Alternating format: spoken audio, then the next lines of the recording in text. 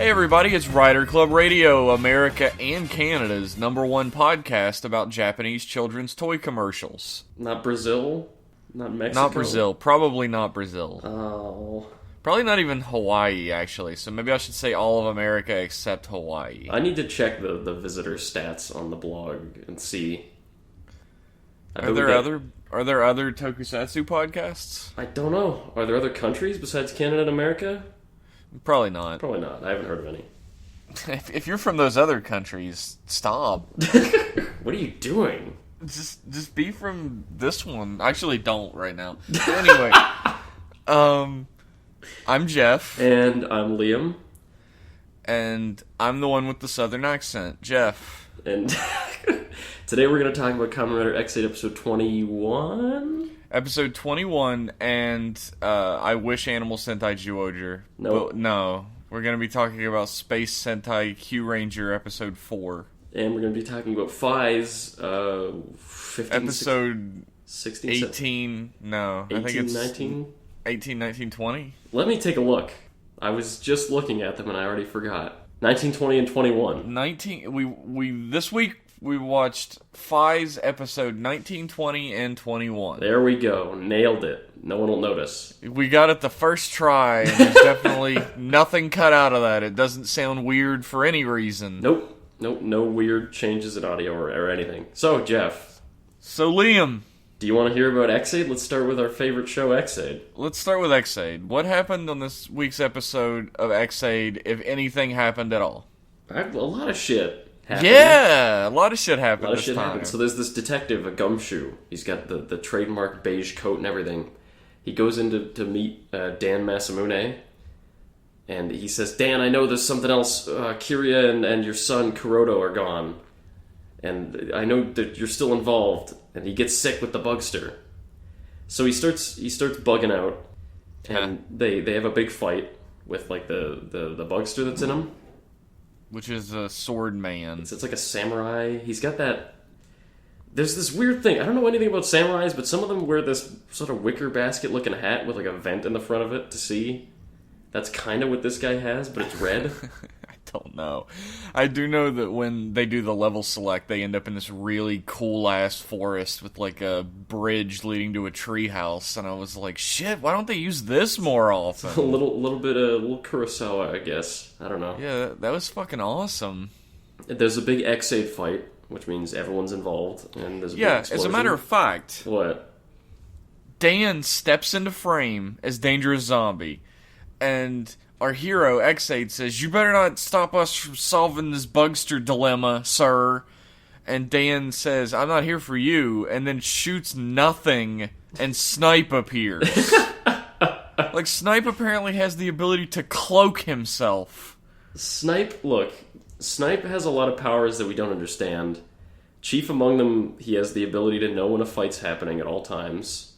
Everyone has that power. That's true. In this show. As soon as you get the belt, you gain that power. Yeah, it's true. Maybe it's fucking Bang Bang Simulation. Like an aircraft carrier has to... Maybe it's simulating a reason for him to be there. Maybe. All U.S. aircraft carriers have magical cloaking devices, right? Maybe it's based on Star Trek, where some spaceships don't ever have cloaking devices. Shut up. Liam loves Star Trek. No, I don't. Anyways, yeah, there's a big X8 fight, and there's a big explosion. Everyone splits up. They don't quite beat the bugster. No, the same thing happens with the bugster that always happens, where it says retreating and then goes back into the body. Remember when they could just starting to get a little annoying. Remember when they could just pull the bugster out whenever they wanted? Yeah. Okay. These are next level they're bugsters. Evolved. Ooh, they're level 30. I like that the bugster tells you its level when it comes out. Yeah. That's handy. I I'm wish level more 30. monsters in games said that to me. I wish the monsters in Breath of the Wild would tell me that shit before they Shrek me. Yeah, how the fuck did you end up getting a Switch before me, even? You never get consoles. I'll tell the story. This is video game, so it's X8. I didn't pre-order it. I waltzed into an EB Games. If you're in Canada, you know about EB Games. It's our used GameStop. to have them. We used to have them in America as Really? well. Yes. Okay. I waltzed into an EB Games and I said, I guess you guys don't have any Switches left? And they were like, nope. And then another employee came out behind that guy, and she was like, I was actually just cleaning the back room, and I found one behind some boxes. Do you want to buy it? And I was like, yep. So I bought that. I got Breath of the Wild. How many Canadian fun bucks did it cost you? 450. They call those moose tracks, and 450. Yeah. Jesus. Canadian money is what Americans use when they play Monopoly. That's how worthless it is. I understand. Which is sad, considering. Yeah. But eventually the fucking peso is going to outpace both of us, and there's no turning back from that shit. Yep. Oh, well. Anyway, fuck it, I got way off. Okay, so there's an exit fight they split up. They go back to the pit. They take the detective back to the pit. And the detective reveals there that he's investigating Dan Masamune. There's something up with this case, and he's really into it. His son got killed because he had the Bugster virus, so he wants to get detective-style revenge by putting Dan Masamune behind double bars, I guess. He's already in jail. He wants to get to the bottom of the case. He's a real KG. He wants to get to the truth. He's a real KG Inafune. Don't speak that name on this podcast. No, we're not gonna. We're not hack fraud enough on his level to talk about. Memory. Anyway, Dan reveals that he's sitting at the arcade and he talks to no one, as he does. That he only needs to die one more time to unlock level X. He's like, oh yeah, actually, every time I've been killed, it's getting me more death data. I just need a little bit. What fucking talk about being like a Xanatos. This motherfucker, if you kill him, it works into his plan. No one has ever had plans this airtight where killing him does him a solid. It's unbelievably perfect. So he's like, all I have to do is die one more time, and I'll unlock level X, which is potentially infinite. I'm still not sure what the exact logistics behind level X are. They're undefined. So he's gonna be level X, and meanwhile Snipe goes to Burger Man, and he says, listen, buddy, I need a new Geshat to fight this dangerous zombie. And he says, what do you need? And he says, I need a Geshat.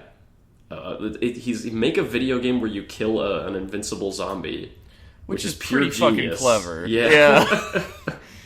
Is not before. Snipe doesn't get this great idea before he gets kicked in the ass by a tiny girl that then steals his Geshat and plays on a fucking slide. Yeah, Snipe's a joke. In a very, very embarrassing scene. Snipe's a joke. It's a shame. Why? Hey Doc, how about you make me a video game where I destroy all the Bugsters, starring me, and then turn it into a Geshat? That'll be good, right? Please make a video game where all the girls love me. Yeah, and then when you transform, all the girls will go to you. Except for Spencer's gifts. No, she can stay away. Spencer's gifts is like 12, apparently. She's playing on slides and shit. She's age X. She's undefined. I have no clue. 16, maybe 17? I don't know. I don't fucking know. She's hanging around with somebody who a character referred to as old man. He's 29. Snipe is 29. Ancient. His actor is like 20, but he plays a 29-year-old man. He is ancient. He is ancient compared to everyone else in the show. How old is Dan Kuroto supposed to be? Dangerous Dan, I think, is in his mid-20s. I think he's like 26, I think? CEO of a company, and that's not good enough for him. He has to make a game where you turn into a Kamen Rider and fight monsters. He's a 26-year-old CEO, probably a millionaire, and he's like, he just won't settle down. This is all for this fucking video game he wants to make. Yeah, he's pissed off because his dress shoes don't curl up as hard as Brave's. That's the true measure of wealth. That's it. I mean, Brave is a surgeon. He's probably fucking rich as well. But Dangerous Dan, the zombie man, shows up to a fight at the end, and he fights Snipe.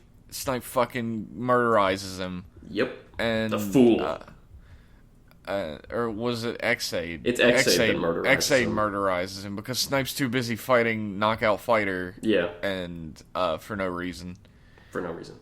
And but Dan's like, ha ha ha ha ha ha. No, I'm invincible, and kicks Emu because Emu's just fucking laying on the ground like a bitch. Yeah.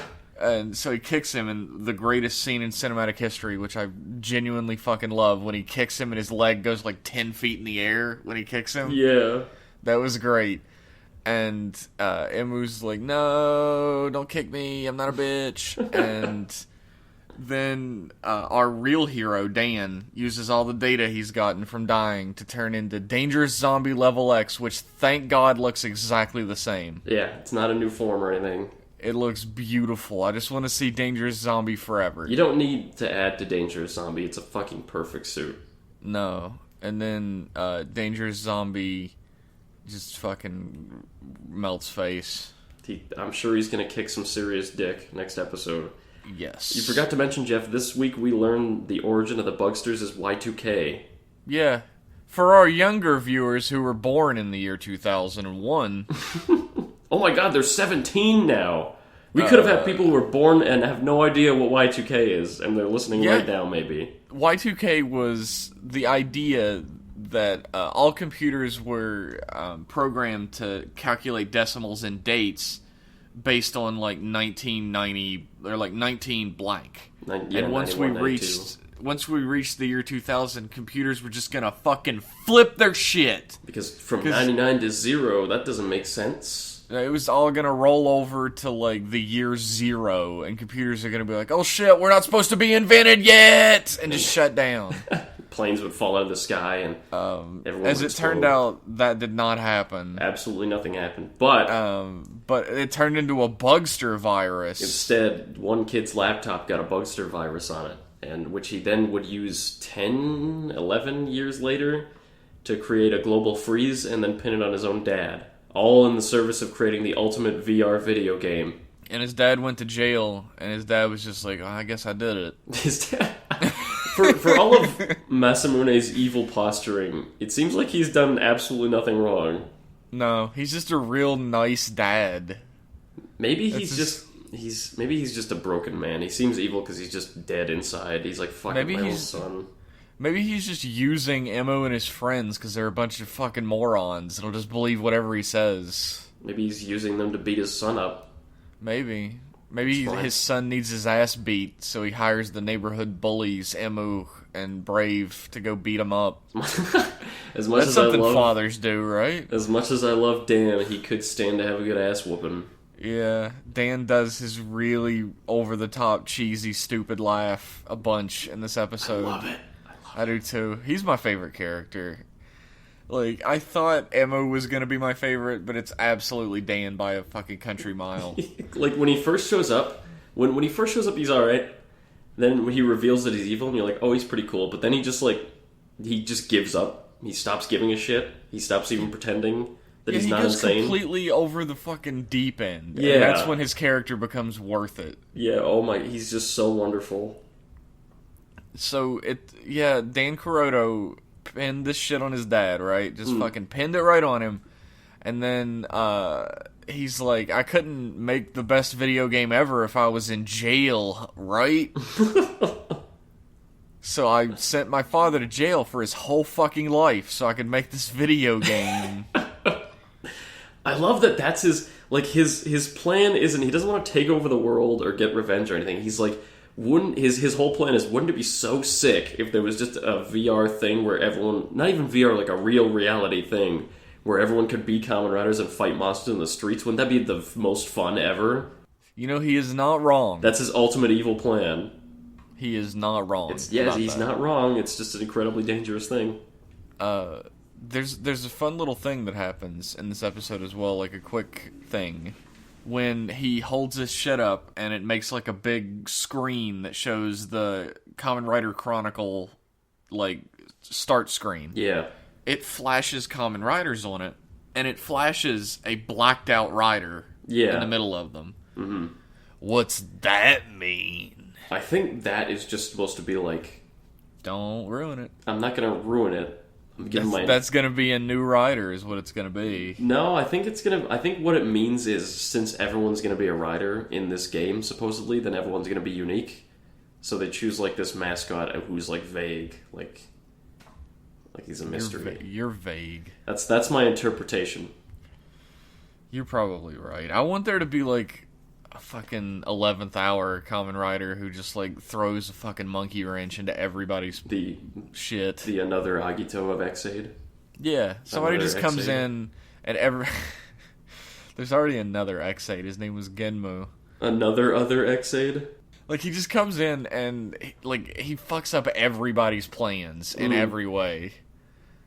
That What would if be good. Dan Masamune was that writer? I would love that. As long as he was stronger than everyone else and was a real threat. Yeah. That would be amazing. That would be great. I also want him to be, like, unrepentantly evil. He'd, somehow make his son look like Child's Play. Would be nice. I don't know. I don't know, man. It's tough. Dan's the greatest. Dan Kuroto. Dan Kuroto. It's gonna be hard calling it... Like, if his dad gets involved in the plot, it's gonna be weird calling him Dan, because they're both technically named Dan. It's his surname. Yeah. But I know him as Dan. I see him as Dan. I don't see him as Kuroto. Before Masamune gets involved in this episode even, right? They start calling him Kuroto suddenly. Yeah. Which they never have before. To alleviate confusion.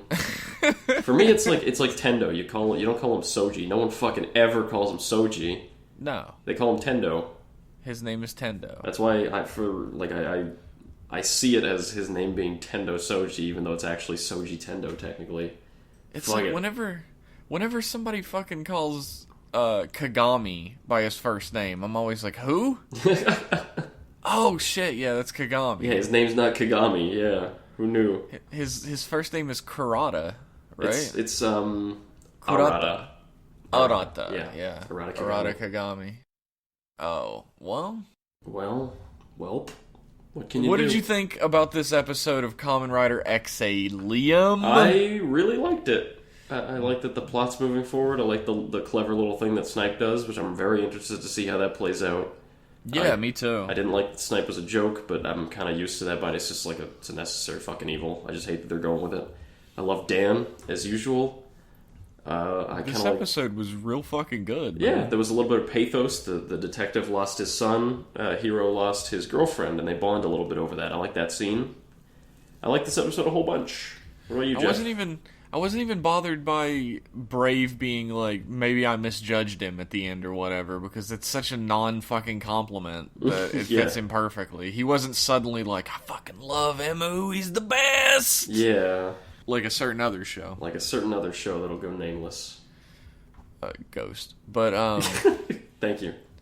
I really like this episode. And this show needed this in a big way. It needed something to happen. It's as a big dumb push. as it is that it's like fucking Y2K. Y2K was such a joke. I like that. I like that it's Y2K. It's silly. It's silly. It's just Y2K. That's sort of a hand wave that I don't really like. That, like, what caused the Bugster virus? Y2K. Y2K. Like, if you would have told me that Y2K was going to cause the Bugster virus, I would have been like, that sounds like everything else everybody else is saying about it, so I'll believe it. But now, looking back on it, like, it was just a number sequence problem that was really easily corrected. Obviously not, because now we're dealing with this shit today. Fucking Bugsters roaming the streets. Bugsters roaming the streets, it's no fun for anyone. Drinking out of the same water fountains as us. Thank God they only attacked Japan, Tokyo specifically. Else we'd be in big trouble. I really like this episode, and I specifically love Dan so much. Dan is especially good in this episode. He last 5-10 episodes, he's really shone with his craziness. Sean, like S-H-O, like shine, like past tense of Shone? shine. Shone? Is it pronounced Shone? I think it's Sean. I always said Sean. Wow. That's a man's name. Could be girl. I've met girls named Sean. Really? Yeah, occasionally. I never have. It's not common, but it happens. Dan has really shone. He's really shown how crazy he is in these past few weeks. I still love Dangerous Zombie to death, but I think the biggest point in this episode's favor is the fact that the plot is moving forward again in a way that's tangible. Yes, people are discovering things and things are happening. Even if one of those things is just, whoa, Dan's strong, at least he's a good threat again. He's on top. He's the top dog again, which I like. Yeah, for a little while, he was, like, way lower level than everybody. Yeah, and in a show where it's so... where everybody's power is so like, they all have literal power levels, right? Where it's so quantifiable, and you say, hey, this guy's level 10, you're kind of sticking him in there, while everyone else gets to level fucking 50, and he gets left in the dust. So it's cool that he's got this little upgrade going. See, that's something that, I was really excited about when Emu was using, like, a level 3 Gashat or something, or whatever, against, like, a level 20. In this episode? No, in a previous episode. And he was like, the challenge is to fight somebody who's so much stronger than you and win. Oh, this is when he's bugstery. Evil. Yeah. I was excited about that because I thought, maybe that means the levels aren't hard numbers. Like, if you're more skillful, you can still win. Which isn't a thing that really exists in Kamen Rider for the most part. In Japanese media in general. And then they kind of drop that as well, but maybe it'll come back. Well, they kind of, in this episode, actually, Brave, the Bugster's level 30, Brave beats him level 5 with Drago Knight Hunter. He just... I guess it's true. It should happen. I thought Drago Knight Hunter was 10. No, it's 5. Huh. Remember, because it's 1, you're 2, 3, right, and then right. they skip 4 and go to 5. You're right. So shit happened. I mean, Brave's pretty good. He's good at what he does. Yeah, he's good at being a dick. I kind of wish Brave got more character development. That's kind of a complaint for the whole show for the last while. Nothing's happened like, Brave hasn't done much. Brave is a dick in, like, a real world way that, like, gets under my skin a little bit, because everybody who's ever worked in an office has worked with, like, a manager that's like him. That just tries to run you into the ground to prove their own superiority. Mm-hmm. This shit drives me nuts. I don't need that in my children's media. I would be that manager. Oh my god, you probably would. Like, someone would be sitting down to do some TPS reports, and I'd be like, get out of the way. Fucker, I can do it better than you. To your internship, I say no thank you. No thank you, da. No thank you, da. Yeah, that would make you the most popular guy in the office. Not just for being a dick, but for fucking quoting Kamen Rider at them. Mm-hmm. Everyone loves it. I love this episode, sir. Me too. X8's back in form. Hopefully it stays there. It looks like next episode's gonna be fucking nuts. So I saw Dan shirtless, so it's gonna be crazy. Yeah, Dan, it looked from what I saw, I only saw it once, and shit was flashing on the screen. But it seems like Dan contracts the Bugster virus and goes to the fucking CR and is like, please save me. Could it get any worse for Dan? The guy's already dead. Like 3 times. I don't know. He's dead like a million 6. times. When he actually finally bites it, like 6 of them are gonna be in heaven, palling around. Yeah, in heaven. In heaven. He's going to heaven, He's such a beautiful, wonderful soul. Of course he's gonna... He's so honest. That's what's gonna get him in. He is very honest now. To begin with, not so much, but now. I'd say he repented in that department. St. Peter's gonna be like, yeah, get in there, you scamp. Go on. Who could say no to that smile? This podcast brought to you by The Beginner's Bible. Find it on audible.com. Use code RCR fuck yourself. Bible for Dummies by Jeff and Liam. It's just a VHS tape of Kamen Rider from 1971. Have you seen... I know you've seen that Japanese VHS called SOS where they talk about how barcodes are evil. Oh, of course I've seen that. And I've seen the fucking explanation, too. I watched Red Letter Media 2, sir. Yeah, I know. Fucking... That's the Children of God cult. We have that in the States and in Canada, too. Oh, shit. Oh boy. Okay, let's stop talking about Jesus. That's enough about Jesus Christus. And X8 for that matter. Let's move on to our next segment, Liam. Okay, so the biggest thing. Trailer. The big news. Big news. Amazon's Season 2 got a trailer. The trailer reveals to you, the audience, that Haruka is not the main character of Season 2. That's what I like. we have a completely different Amazon who might be named Amazon Neo. I'm looking now, and it is Kamen Rider Amazon Neo. Yes. Is his name. And there's also going to be a fairly prevalent female Amazon as a main character. Yeah, she's fucking... I don't remember what kind of Amazon she is. She's an Amazon who is killed and revived as a weapon to fight Amazons. And it's about this guy, Kamen Rider Amazon Neo, whose name is Chihiro, who falls in love with this girl. They're kind of from two separate worlds. So it's interesting. It's that same universe, but it's a totally new story. I think that's about as well as you can make an Amazon Season 2. Like, as long as it's not... I was really scared it was going to be Jin and Haruka again, and I was really done with those characters. Oh, well... And it seems like... It's fucking... Haruka's going to be in it. He shows up in the trailer, but he's probably only going to be in it very sparingly. Yeah, it's not about him. I'm sure it's just going to be a little like, oh, look at this guy. I don't know. You remember him, right? Yeah, there's a new driver, too. Way more toyetic than the original Amazon's driver. It's called the Amazon Driver Neo, and it's all red. It looks all robotic. What's toyetic about it? Do you shove shit inside of it? Yeah, I think you do. I really hope you don't. There's like an injector looking thing, and you put it in it. Cool. Yeah. Nothing gets kids' motors running like injectors. Yeah, you want to teach that to them young.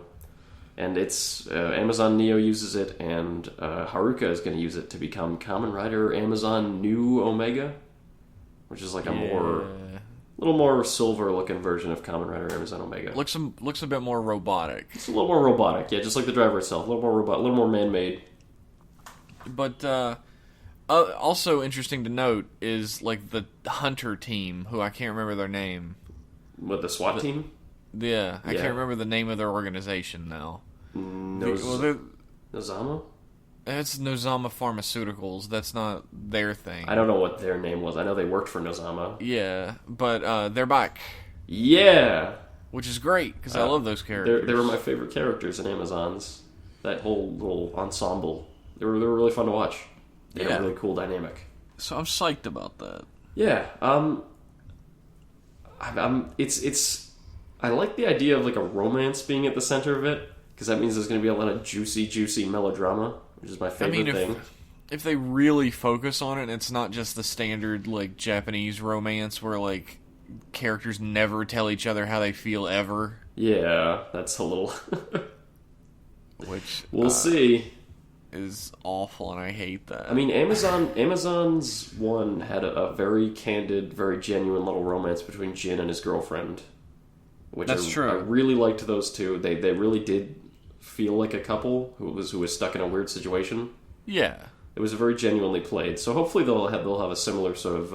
On the other hand, you had Haruka and his fucking sister... who were played out like the standard Japanese romance. I'm not sure. Well, was that meant to be a romance? Probably not. And there's like a far closer relationship between familial people in Japan. Yeah.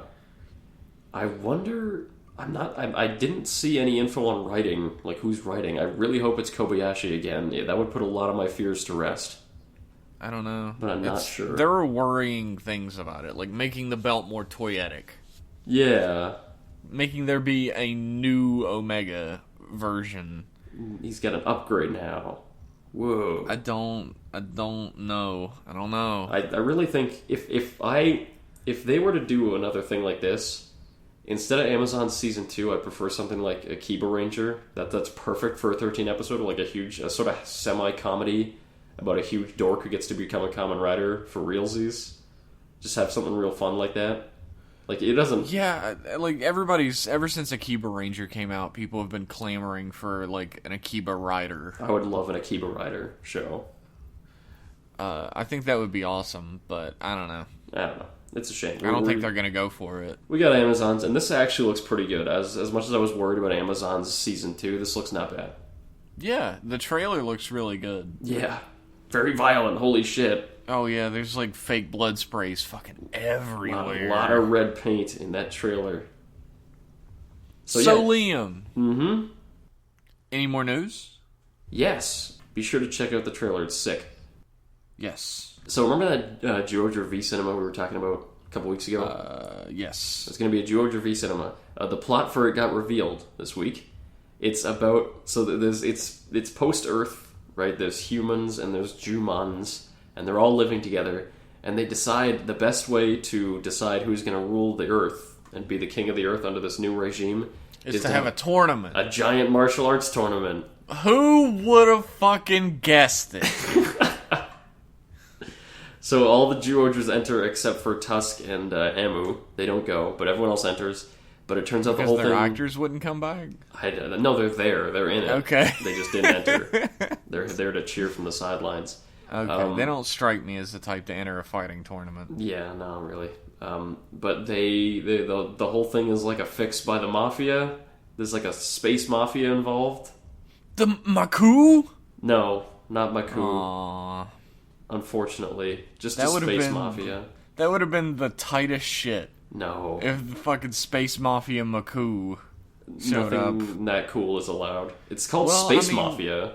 Technically, if it's called a space mafia, it could be like the fourth space mafia after the one in... There's one in each of the 3 Space Sheriff series. That's a different one. So it could be the fourth one. How many fucking mafias are there? How many fucking mafias are there on Earth? I don't know. I know about the Italian one and the Japanese one. And the Russian. Oh yeah, of course. Who could forget the Russian mafia? It's the Russian mob. I wonder, is there a Canadian mafia? Is there a difference between a mob and a mafia? Can I ask that question, or will they fucking off me? Well, if they're listening right now, you're already dead. Well, I see a lot of red dots coming through my windows. What does this mean? That's just red fireflies. That's fine. Don't worry about it. Maybe close your blinds. Oh shit! My though. brains seem to be coming out of my head. That's also fireflies. Don't pay no mind to that. Oh, actually. There's a new chitchat coming out. I don't do toy news, but they're making another fucking Namco chitchat out of Galaxian. Thank you. And they even designed a form for it. It's Brave uses it, and it's like a spaceship on top of his knight outfit. It looks pretty cool. That's pretty awesome. I love Galaxian. Yeah, so there's a Galaxian chitchat that's probably going to get used in the show or in the little YouTube series. So look out for that. Yeah, that'll probably be in the YouTube. Pretty cool. Check that out. In the Ute. That's pretty cool. It's cool toy news, Liam. Sick toy news. Buy the toys. 3 cents has just been deposited into my bank account by Bandai. Thanks.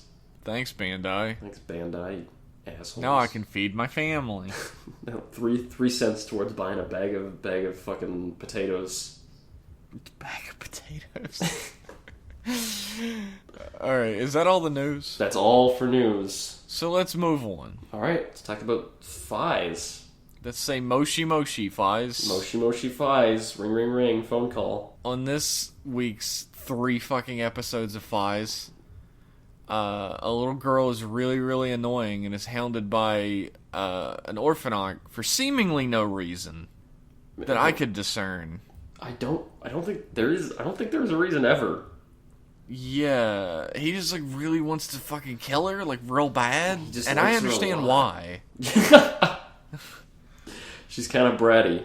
I mean, I see it from the orphanage point of view. That's faiz. It's so deep. The villains are all very understandable. I guess the clown on a unicycle that turns into a mushroom. I was right there with him. Deep care. Well, we've all been there. Anyway, the little girl, it turns out her mother was in like a fucking horrible explosion with her, and the little girl wants to get a purse for her, and her mother's lost her memory. Well, no, don't treat it like, don't you talk in that ribbit voice. There's a real pay, like, as much I hate this little girl, I agree. There is a payoff to the story, but Jesus Christ, that ending was the cheesiest. I was gonna say there's a real pathos to her problem. I like the idea. Like it's more tragic than her dying is her mother forgetting. Yeah, that's real. That's a real fucking like terrifying thing for a little kid to have to go through. Yeah, and it's just heartbreaking. That said, the way they solve it is Unfortunately, it's like it's fucking dangerously cheesy. Like Chester Cheetah wouldn't try and eat this shit. And also, they don't... leave enough of a pause on her mother having amnesia for it to feel like it matters. It's introduced and solved really quickly. Yeah, so you're not like, oh my god, this little girl's gonna suffer because her mom doesn't have her memory or whatever. You're like, oh my god, this little girl. Oh, I guess they solved it. That was quick. And the way they so the girl hates laundry because she used to do laundry with her mom. I don't know what kind of life you lead that this is your favorite thing that you do with your parents. She used to do laundry with her mother, and they would both laugh like fucking maniacs while they did it. Hanging their whites on the line. The funniest thing that ever happened to them. Just the perfect bonding. So the way they get the mother's memory back is by doing laundry. They drag like an entire laundry set with the clips and everything out front of the hospital so she sees it. And she's like, oh my god, I used to do that. My daughter. And that's how I remember everything now. Fuck medical accuracy. I'm in a hospital. Fuck medicine. That laundry is like the ending of a really bad late 90s romantic dramedy. Like you mean 50 First Dates? 51st, yeah, like a 50 First Dates kind of horse shit. You know what it reminds me of is the ending to like a fucking Hallmark Channel special. Is what it reminds me of. Except instead of like a mother and her daughter, it would be like a husband and his wife or something. Yeah, some shit. It was a bad payoff to a plot line that could have been really good. I know they can't just leave it. I would have loved it if they just left it. Like, just fucking deal with it. Your mom's fucked for life. But they can't just leave it. They can't just leave it. Just deal with it. Just deal with it, kid. They could have left it for 2 episodes or 3. Yeah, maybe make the audience actually think they might leave it. That would make the payoff be a lot more satisfying in the end. But not for a moment is there a lot of like tension in this subplot. They bring her memory back with a silly thing.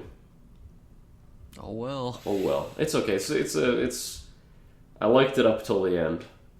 I didn't like the girl much, but I didn't like the girl much. I liked the plot alright though. I will say that. Also, Mr. J gets fucking smoked. Yeah, and I didn't think he was going to be. Like, I don't remember much of what happens in this series. Like I said, I watched it up until somewhere in the mid-20s, maybe? Late 20s? Okay. And I don't really remember much of what happened, but fucking, I definitely didn't remember him just murdering Mr. J. And that's it. And like, man, that scene is cool. It is. Jay knocks him up into the air, and then he comes down like a fucking meteorite with his fist. Yeah, he tries to do, like, an exceed charge, like a rider kick, and it fails, and Mr. J knocks him into the air, and I was like, oh, well, he's gonna fucking turn the tide now. Yeah. But I guess they could only get the American actor for, like, 4 days or something to do his scenes. They could only fly him out for a little bit, then he had to go back and do an episode of The Sopranos or something. So, Faiz puts his, like, Faiz knuckle on and just punches the shit out of him. It's so cool, too. It's such a cool scene. That's the kind of thing that you see little videos and GIFs and WebMs posted all over the place of. That's the scene that was so nice, they played it twice. You see it again at the beginning of the next episode, but fuck, is it worth it?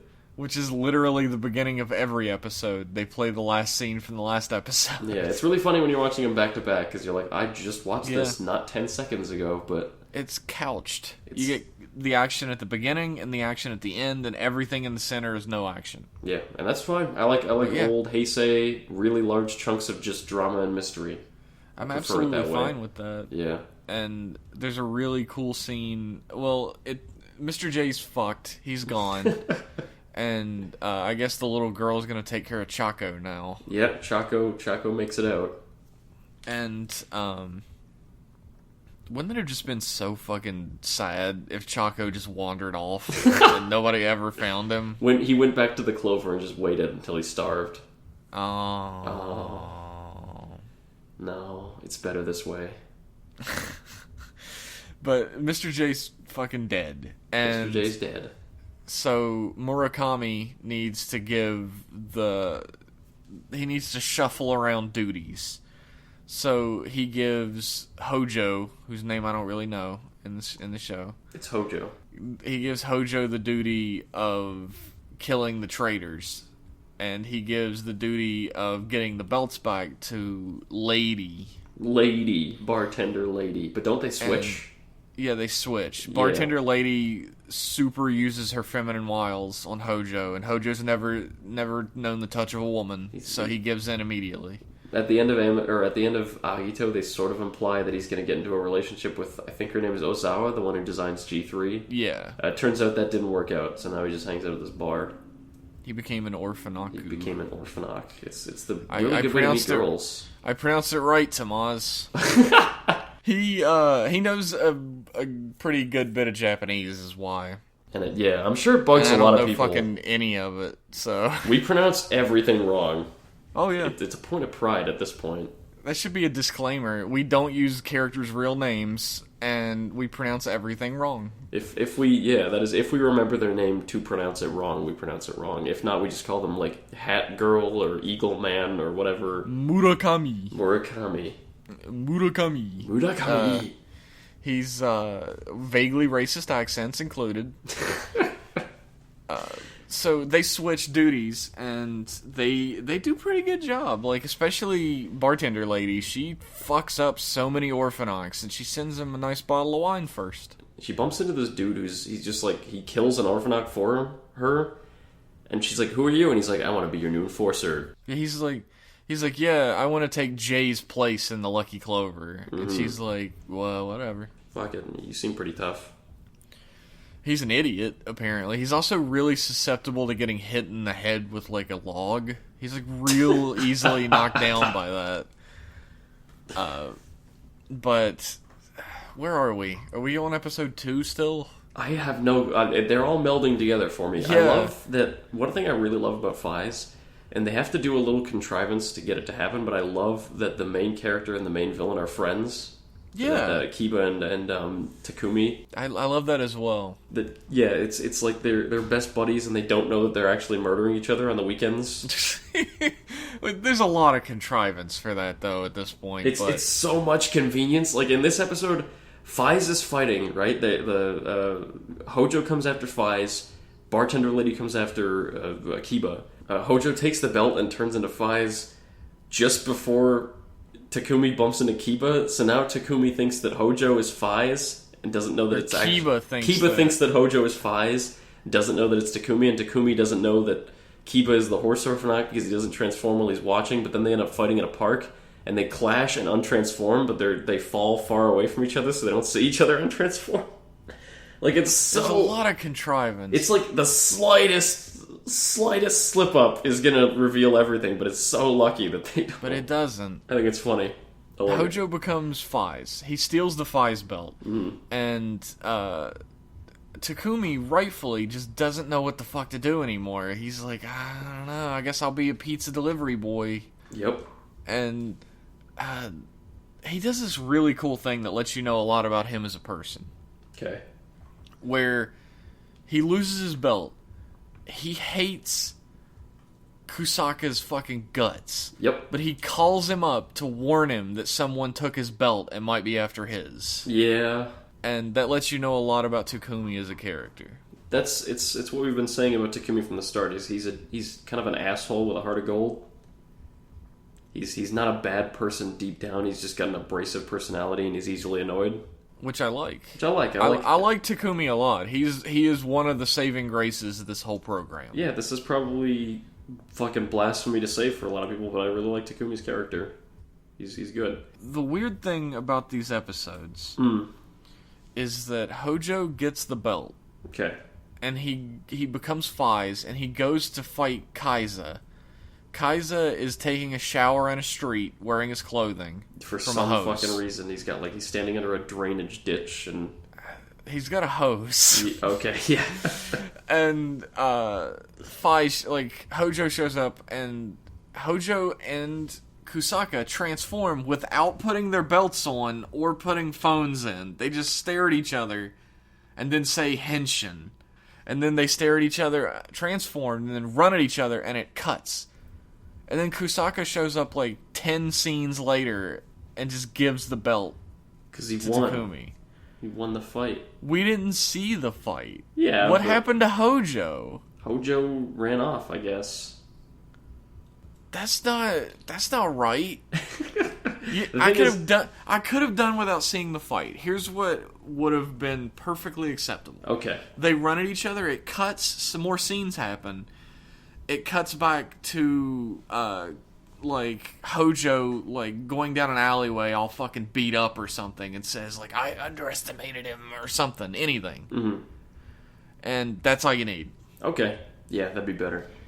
And the whole reintroduction of Kaiza is kind of lame. He throws Faiz's belt, Faiz puts it on, and then while Faiz is getting his ass kicked, this is infamous. I know I already knew about this beforehand, but there's this shot. It's this flat angle of Faiz down on one knee in like a parking lot or something, and the Excel upgrade just bonks into the side of his head, and it shows Kusaka, and he's like, "Yo, put that on," and that's how Faiz gets his first upgrade. Yeah, that is infamous. That's the best way anyone's ever gotten an upgrade in Kamen Rider history. He's just sitting there and then literally just flying from off screen. Like, the camera doesn't focus on it or anything. You just see it go off the side of his suit. He's like, whoa, what the fuck was that? You'd be forgiven for not even noticing it if the scene would have been faster. He looks like a rock. Looks like someone threw a rock at him.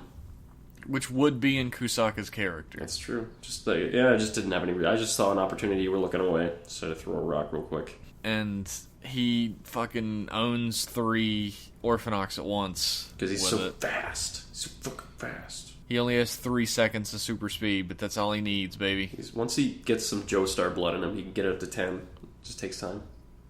He can get it up. Yeah, he can get it up. Well...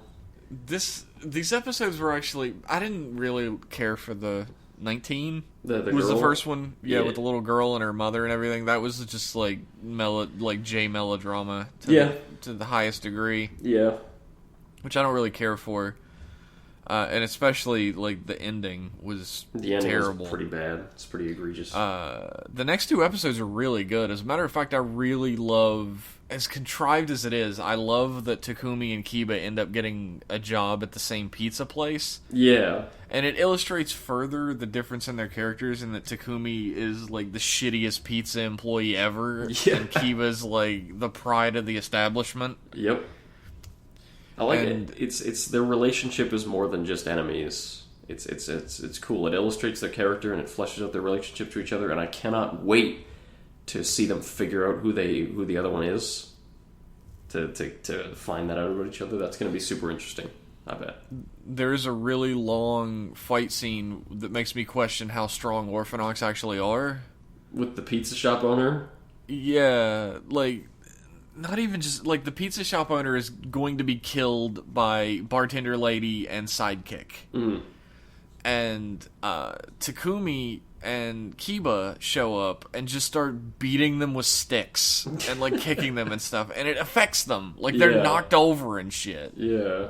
And I'm just wondering, like, how strong is an Orphanox that, like, a piece of wood can knock them over and keep them incapacitated for a few seconds? Maybe they're just not very durable. Maybe they can shoot fireballs and stab you in the heart and shit, but they're just not that durable. I guess. Maybe. I don't know. If I shot one with a gun, would it kill it? Maybe. But the kicker is the guns are very hard to find in Japan.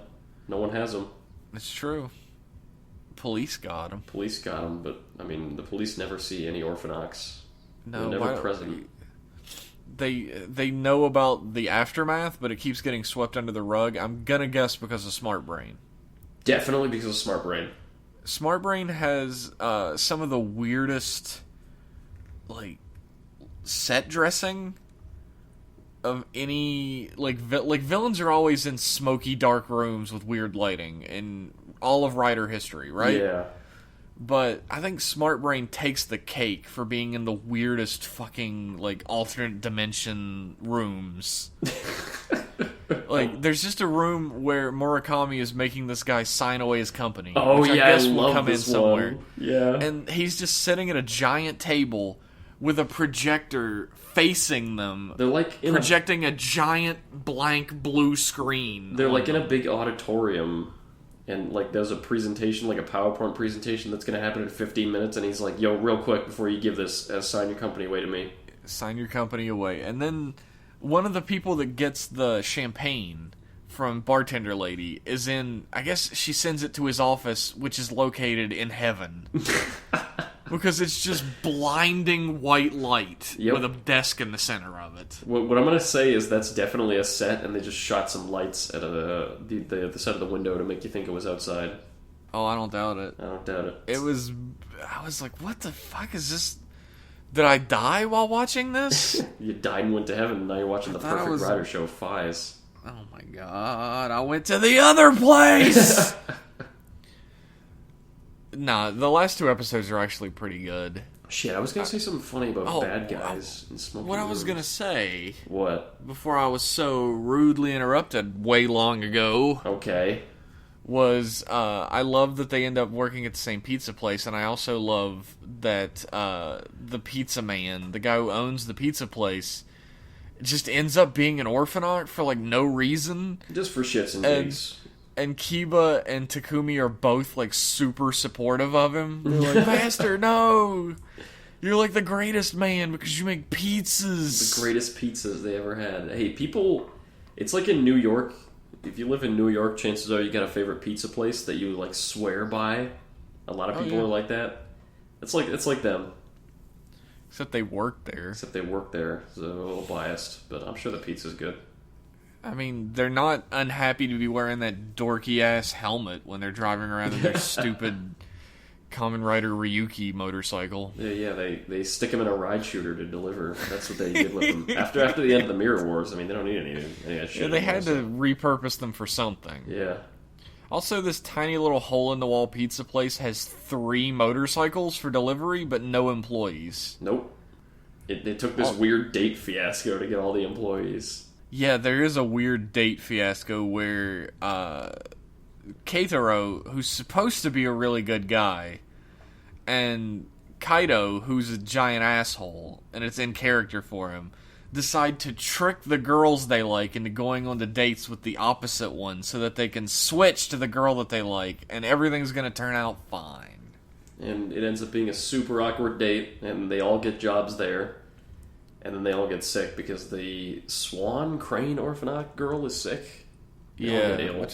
Which I thought was going to be something to do with being an orphanat, but nope. I was really refreshed that it wasn't. That it was just legitimately everybody got sick. Isn't it so nice watching Old Rider and some stuff just happens that doesn't have anything to do with the main plot? Because they're all real people with lives. Yeah. Yeah. A lot of that shit happens in Faiz in these last few episodes. Yeah, it's really good. Which is great. They're normal people. They're trying to get dates. They get sick. They got their own problems to deal with. Of note is Keitaro is running the business into the ground. Yeah, because that's so a real cheap. concern for the characters. Like you could take out all these monsters and stuff, and you could still have that show about these idiots running a laundromat and a guy running it into the ground while they're trying to help the community. Also of note. Okay. Kusaka, apparently, wherever he's at, is staying in a room with at least 3 smoke machines. All he needs is some smoke machines and a hose, and he's good. When it cut to that room first, I couldn't see who was laying on the hammock thing. Mm-hmm. Or the bed thing, whatever it was. And then it just cuts to a different scene immediately, and I was like, what the fuck was that?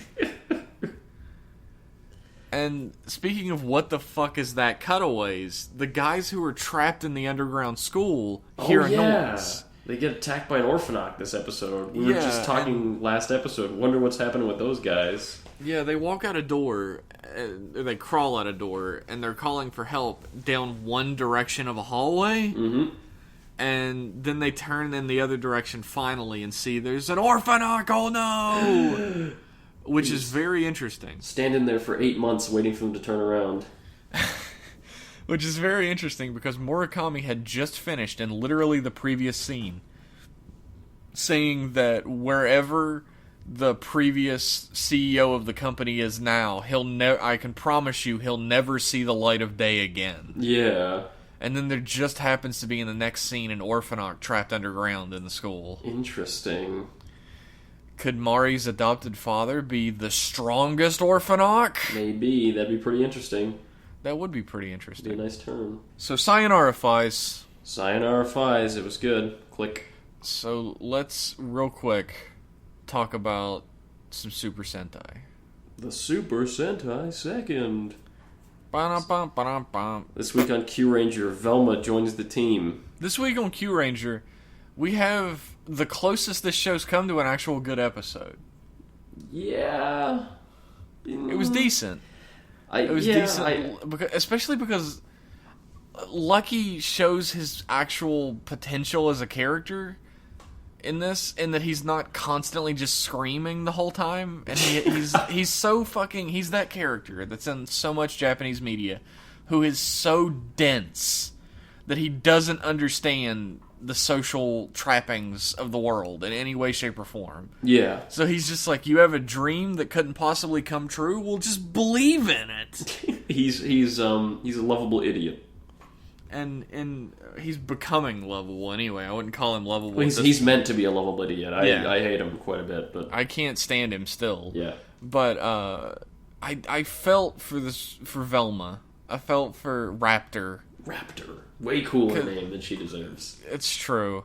She wanted to be a Kyuranger, and everybody was fucking shitting on her for it, especially Spada. Spada the cook. Yeah, he spends all of his time, and she's like, you shouldn't have come down here for peaches. You should go back to the ship. You're not a Kyuranger. You should fucking kill yourself. Why are you such a piece of shit, dude? He's just worried about her. He knows that she's just Velma and she can't fight. He's just worried about her, and she believes in herself so much. There is a legitimate good moment in this show. And it's when all the people on Earth come up and they're like, you fucking shit stirrers! Our children are gonna get eaten! And they're not dead, but you caused this. And Lucky says, well, they might as well be dead. Now get the fuck out of my way! and he whips out a pair of Ray-Bans and walks through the I was like, that's actually a pretty good moment. I don't have a problem with that. It's nice to see, I said this a long time ago with Ghost, is a good way to define a character in a superhero show is to see how they react to things. If they react in an interesting way, then they're an interesting character. And I do like that, like, defiant streak in Lucky. I kind of wish that was more... Yeah, he's just really annoying. He's on just top super of it is the annoying. problem. Their personalities being defined slowly but surely. Like, the Wolfman is like laid back as shit, and Champ is like he's like the muscle man, and he's starting to really show this indignant side where he hates the orange guy and he doesn't want him to be part of the team. He doesn't like the brass. He's not gonna fucking hear it. I like the chief guy. Xiaolong Bao, I think his name. Yeah, he's funny. Yeah, I like his. He's so casual. He doesn't take anything seriously. He's funny. And I'm all right with Raptor. She's okay. Everybody else is fucking like nothing so far. I don't like Spada. I don't like the green girl. I really don't like Lucky. Obviously, I don't like Lucky either. I genuinely. A lot of people have given me shit already, but I don't like Hammy at all. Yeah, Hammy is a green girl. I do not. She's cute, but her like personality seems to be fake laugh at things and chastise people. She's good looking, but that's like everybody in Toku is good looking. It's the baseline entry point. You have to be good looking to be in Toku. Yeah. She's just not a good character. Spada sucks. She sucks. She sucks. Fucking gold and silver, pointless. I wanted to like Silver so much, but he just has a dumb gimmick, just like everyone else in the show. He's got a dumb gimmick. He's a dumb gimmick, and everybody who I said is all right is like decent. I wouldn't even say all right. I'd say decent. Decent, not great characters. Which is why we are here to announce today that we will not be having a Super Sentai second for the foreseeable future. Yeah. We may talk about the show a little bit, mention it in passing, but we're not going to be covering it heavily from here on out. Yeah, I might still watch, but I don't know for how long. I might as well, but I don't know. Probably gonna drop it. With us doing these 3 episodes of Faiz, there's just not a lot of room to talk about a show that neither of us are really that interested in. Yeah, and I will say this, fuck Kyuranger for going to Earth. Remember we were talking for so long Oh my god, we were praising the show for not going that route, and now they're on Earth, and it doesn't seem like they're leaving, because they mentioned that there's like a 90-some magistrates or something on Earth. Yeah, what the fuck? And there's a secret to Earth, which means they're gonna fucking stay there, probably. That's the worst, because all the episodes before, they're like, oh, it's a great space adventure, there's a new planet every episode, oh, there's monsters all over the galaxy, there's 86 million of them, and they're spread each one has their own galaxy. Cool! And then they get to Earth and like, oh, also there's 98 quintillion guys here, and Earth is very special. Oh, sick. Alright. Awesome, thanks. Yosha Lucky. Great space adventure show. Remember that part in Star Wars? When they go to 2 planets and then they go to Earth and just stay there for the rest of the whole trilogy? That's my favorite. I remember that part in Space Sheriff Gavon where he goes to Earth and stays there the whole time, but that show was made in the fucking 80s. They have budgetary restrictions that are a lot heavier than today. They also had like a reason from episode 1. They didn't tease you by having him go to a bunch of different planets first. They didn't. They set up the fucking show to have a structure that's going to different planets every episode, even if it's just one. Like, even they have a perfect structure too. You go to a planet. Oh, here's the water planet, and we have a guy who's trying to freeze all the water, so they kick that guy's ass, save the planet, leave, and then here's the this. Problem with this, what, is that all of these locations don't exist around Tokyo. Yeah, that's true. There's only so many places you can do. You would have to go on location or make a set, and they just don't do that shit. Here's the bridge underpass planet where everywhere is under a bridge, and this guy wants to knock the bridge down. Here's the fucking stadium planet where everything happens in the stadium. Everything's a stadium. I would love that, actually. Just you could fudge that. You could say everything on the planet is completely barren, and the stadium is the only livable part of the planet. I could go for that for one. Say like there was some kind of apocalypse and the stadium stayed standing, so we all hang out in the stadium. Yeah, that's the thing, like, I fucking watch Star Trek the original series. If you fucking couch something in a sci-fi idea, I'll accept it for the most part. As long as you explain it proper. Like, whatever.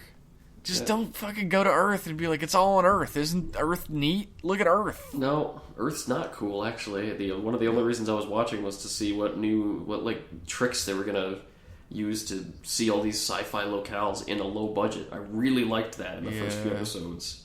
It was an alright episode, though. I liked it okay. Yeah, whatever. I like the Raptor writes fucking self-insert fanfiction about the Kyurangers. I actually really like that, too. And it's in English. It's in barely English. If you pause, you can read it. It's good. Let's talk about some emails. Okay, yep. I'm done with Sentai forever. Sentai's dead to me. Oh, Jesus. Okay, our first email is from Ian. Okay. Who says, "Hey Jeff and Liam, thanks for the podcast." No problem. I don't have many friends who are into Kamen Rider, but Rider Club Radio allows me to pretend like I have some. Oh, that's... Oh. To be fair, I don't have many friends into Rider either. Just Jeff. Jeff and Tomas. Oh, and Max. And Eric. So a few. My question is this. Do you think a series that uses an updated theme or motif used from an older Rider series could work? Like using smartphones when Faiz used flip phones. Sentai tends to use the same theme every so often. Thanks and keep up the good work, Ian. I think that could absolutely work. The smartphones idea, I'm sure they'll do eventually. It's just, how do you make that exciting? I don't know. You slide something across. Maybe it's like a smartphone. You could have a thing where like it's you combine with something that lives in your smartphone. Like it's maybe they're like, oh, these phone beings, and they have to live inside electronics, and he's a friendly one, and he lives in your phone, and you combine with him or something to be a rider. So like the cross fusion net navi? The one from fucking Mega Man Star Force where he lives in his phone. Oh. Yeah. Fucking, no, that's fucking, like, what the fuck is that called? I don't like, FM Beast? I don't remember what they're called. They're like radio wave beings, but you could do something like that out of Rider, like a thing that lives in your phone. And you have to wear their head as your hand. And you could, that'd be, yeah. But, Star Force was pretty good, don't knock it. No, I don't have any problem with Star Force. It gets shit on for some good reasons, but I liked it. I like EXE better. EXE is a lot better, but Star Force is okay. I think, yeah. I suppose what you could do is have it like you have like the smartphone in your belt, right? And then like whenever you tap the screen or like run your hand across it, it like flips out a like holographic screen in front of you, and you like press the thing that you want from it. Yeah, you could have something like that. Oh, there's a lot of things you can do. You have to do something that's more flashy than just touch a screen. Yeah, absolutely. And as for other themes, like past themes that you could do, again, there's always animals and fucking bugs. That's an infinitely reusable theme. Yeah, I'd fucking love for bugs to come back. What are some good themes that I could... Music. I would love to see music again. Oh, yeah. Musical instruments? Yeah, instruments and stuff. There's a lot you could do to bring back. I wouldn't mind that one bit. I wouldn't bitch as long as it was cool. No. I mean, there are a lot of Sentai ideas that get reused a lot that I would love to be a rider series. I would love a Cars rider. You know, they already did that. Wouldn't it be nuts? Just the second after I said it, I was like, wait, I'm an idiot. There was a Cars rider like 2 years ago. I want a dinosaurs rider. Oh. That would be sick as fuck. Yeah, I guess has there been... Yeah, there was O's kind of had that one form. He had a form, yeah. But yeah, it doesn't get used very often. No dinosaurs and riders. Not a lot of ninjas either, while we're at it. No. I'd definitely love a ninjas rider. That'd be awesome. Sick. Or like one guy's a ninja, one guy's a samurai, one guy's a... I want all ninjas. All ninjas? Oh boy. Yeah, and they could all have like different ninja motifs. Like one of them could be like the movie style ninja with like the black outfit and only the eyes showing and the mask or whatever, and another one could be like the ninja with like the big like cone hat thing and that what? Cone hat? Yeah, like the fucking... The rice farmer kind of thing? Yeah. Okay. They all have, like, different motifs. Yeah, what I'm saying. Sure. Ninjas are a thing that are used a lot in fiction. There's a lot of different kinds of ninjas. One of them could be Naruto. Okay, let's move on. Our next email is from Shadowlight. Mm-hmm. It says, Dear Rider Club Radio, first of all, still loving the podcast and the Discord chat you made. Oh, thanks. I guess that thing still exists. Somebody report. How's the Discord been? Have they rebelled yet? I haven't been there in like 2 weeks. I haven't been there in like several days. I don't know. Okay, Jeff goes on a little more than I do. People like at me all the time, but I barely check it. So I show up and there's like 6 ats or whatever. Someone put some sick fan art in that thing the other day. Yeah, I tweeted that shit. That was awesome. Who was it again? Russell TK. Russell TK made some fan art of the Berry Bros, which is awesome. Yeah, because somebody promised us they were going to do that, like, years ago. And I remember they drew Blackberry. They did a sketch of Blackberry. They did, like, a sketch of half of Blackberry. It was, like, his shoulders, arms, and down to his waist. Which we do appreciate. Yeah, that was cool. This other guy just one-upped you. They fell off the face of the earth, whoever they were. Around the near end of Ghost, I sent an email asking you what mistakes Xaid should avoid after looking at Ghost, and I wanted to wait around to the halfway point to ask this. In that email, I said that I hoped Xaid did not waste as much potential for plot ideas as Ghost did, and Jeff agreed. Liam said he wanted good characters and development. Do you think Xaid has done a good job so far? In those areas, absolutely, they haven't wasted plot, I'd say. I would agree with that. The plot has been interesting so far, and it's been forward moving at least a little bit the whole time. Like if you want to err on one side between being too boring and too insane, if anything, Xaid errs on the side of being a little too insane, but I'm fine with that. After Ghost, I'm fucking fine with that. It's a breath of fucking fresh air still. Yeah. That having been said, its cast does leave a little to be desired. There's not as much character development as one would hope. Yeah, we were talking our hero doesn't have much. Snipe is kind of got shafted. Dan and Emu are lovely. there's a lot of great character, but he died. There's a lot of development for those characters, and I mean some of the like one-off characters that come in are fairly interesting. Like the guy who came in who had cancer. Yeah, he was one of the most interesting characters. I kind of wish he had died, but oh well. Oh my god! Yeah, you heard it here first. Liam wished a man with cancer died. Look, it's coming for him anyways.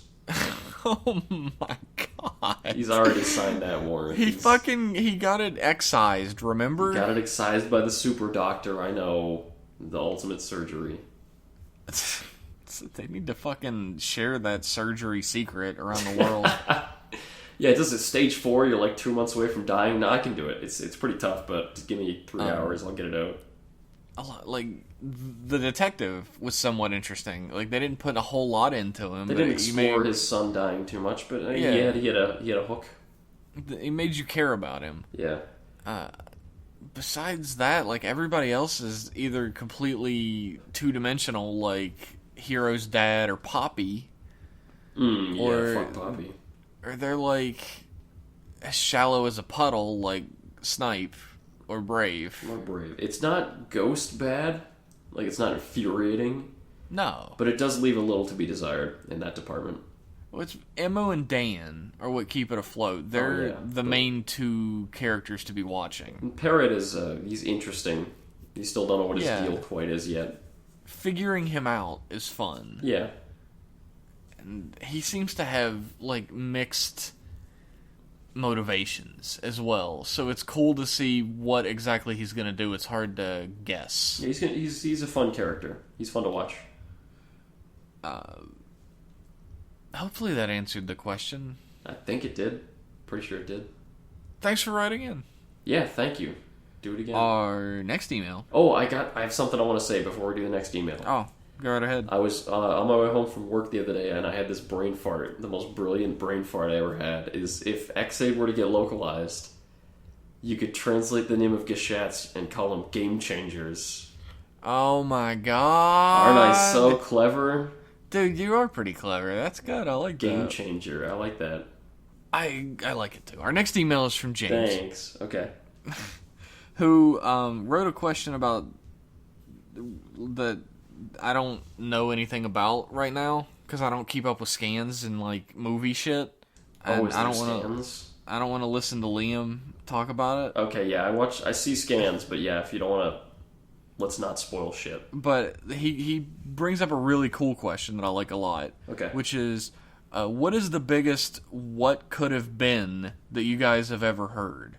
My pick has to go for how Decade's original ending could have had it revealed that Tsukasa is like the other writers he met, an alternate version of the real Decade.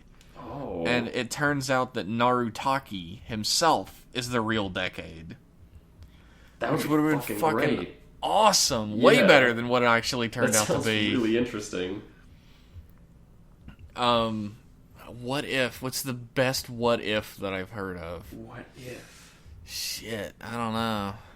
Like a show that was supposed to go differently and didn't quite. Like might have gone differently. That might have gone differently. That you thought could have gone differently. Gaim was changed a lot thanks to the popularity of Kaito. Yes. He was going to be a little one-off. Apparently he was going to be like first arc, the dancing arc, he was going to be around, and then he was going to kind of go away when shit got more serious, and it would have been more about the fucking Melon Man.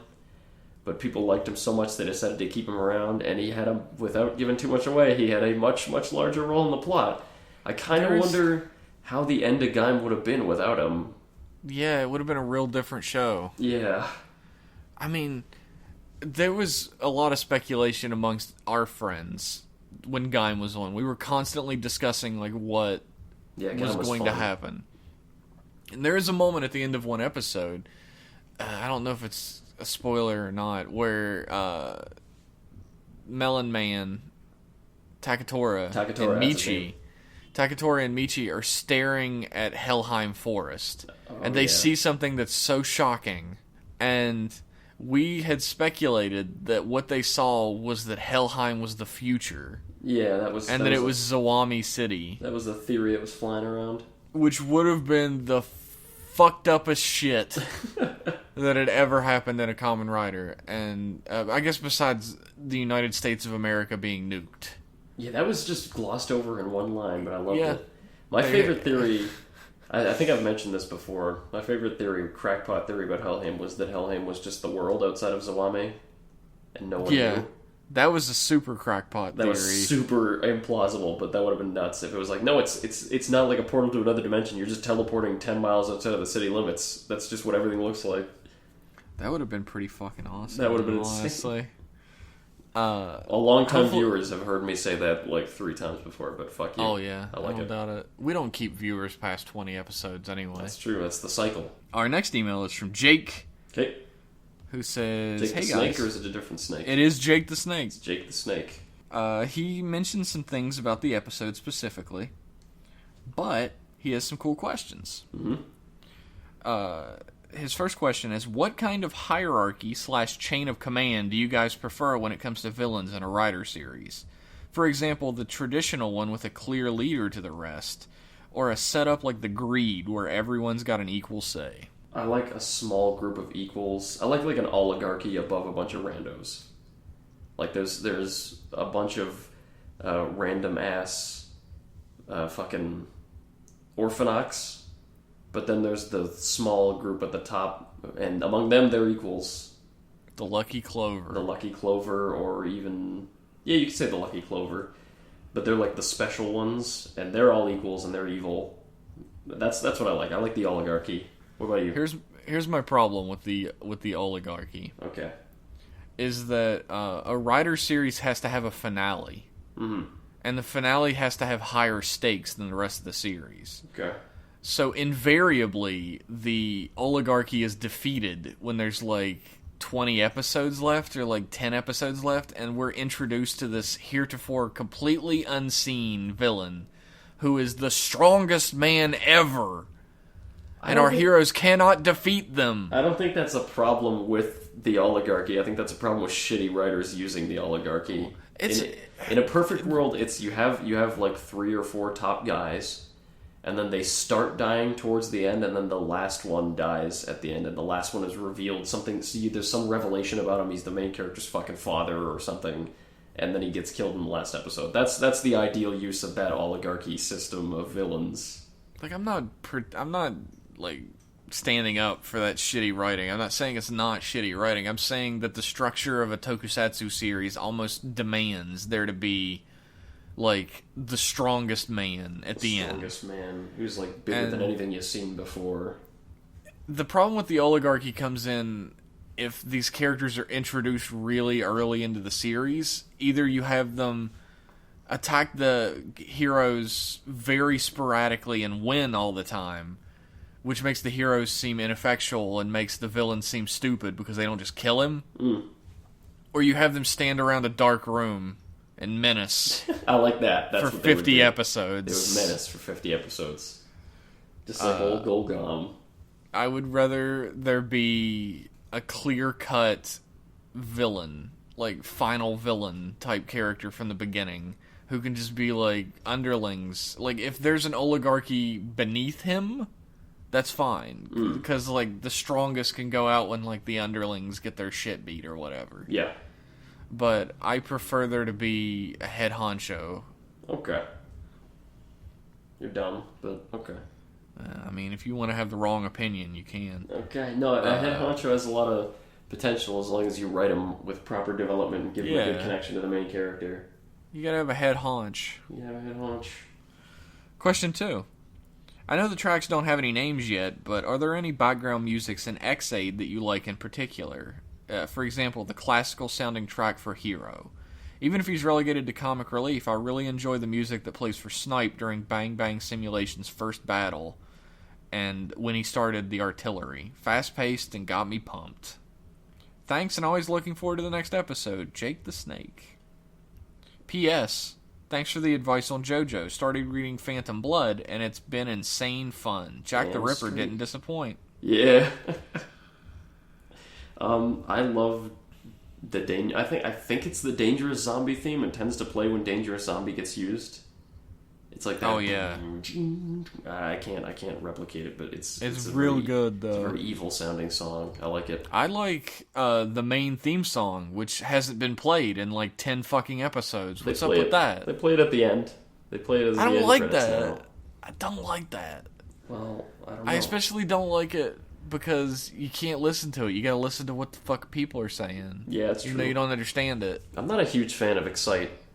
I love Excite. Excite is the best in a while. It's okay. It's no anything goes. Liam, you gotta believe. I gotta believe. Bum, bum, bum, bum, bum, it's no bum, Kuga bum, theme. Bum, bum, bum. No, it's not. I said a little while. I didn't say for fucking ever. That was back when Y2K was happening. Yeah, shit. He didn't know. Kuga had no idea that the fucking X8 was brewing behind the scenes all the time. I don't know. None of them have stood out to the point where I've like thought, man, I fucking love that theme. Yeah, Zyuohger had a lot of music that stood out to me. X8's only got a couple tracks, Zombie's theme among them. I don't know. It's tough. I like a lot of the jingles, but that's not the same thing at all. No, jingles ain't songs. Jake the Snake also says that I don't know if I'm the only one who enjoyed this moment, but it was definitely my favorite part of this week's episode, and it's Dan lifting his leg 20 miles in the air when he kicks Emo. So he was right there with us. That's a popular. I'll throw that in the blog post. You can see it. Speaking of Phantom Blood, when you recommended it to him, I was thinking about how fucking nuts that is as an introduction to JoJo's Bizarre Adventure. Because it starts off as this fucking, like, genial, like, period piece about a guy adopting a kid. Whenever people ask me what JoJo's about, I always say it's about a guy trying to steal his adopted brother's inheritance. It's just a fucking, like, period piece. There's nothing supernatural about it whatsoever. Yeah. And then they're just like, hey, JoJo, what's that on your wall? And JoJo's like, oh, that's my dad's fucking ancient burial shroud mask that he found near the Aztecs. It's my magic vampire artifact. Why do you ask? And, they fucking turn into vampire monsters. Pretty crazy. It gets bizarre.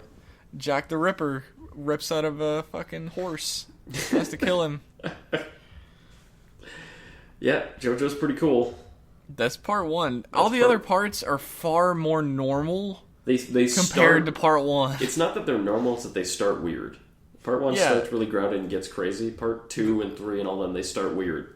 There is a level of weirdness throughout the rest of them. Yeah. Like, part one starts out normal and then gets batshit fucking crazy. Yeah. That's all for emails this time. If we didn't read your email, very sorry, apologies. So thanks for tuning in this time. If you'd like to send us an email, you can send it to riderclubradio@gmail.com. Or you can shoot us a tweet at riderclubradio. No spaces or numbers or whatever. And apparently we have a Discord of some sort. And you can find that if you check out our Twitter. It'll be right there. Yeah, it is pinned to the top of the Twitter. It's like in the description or something. So look at that. Thanks for tuning in again. We appreciate all the listenership. Yep. And you guys have a great week. Yeah, see ya. Have fun. See ya. Bye.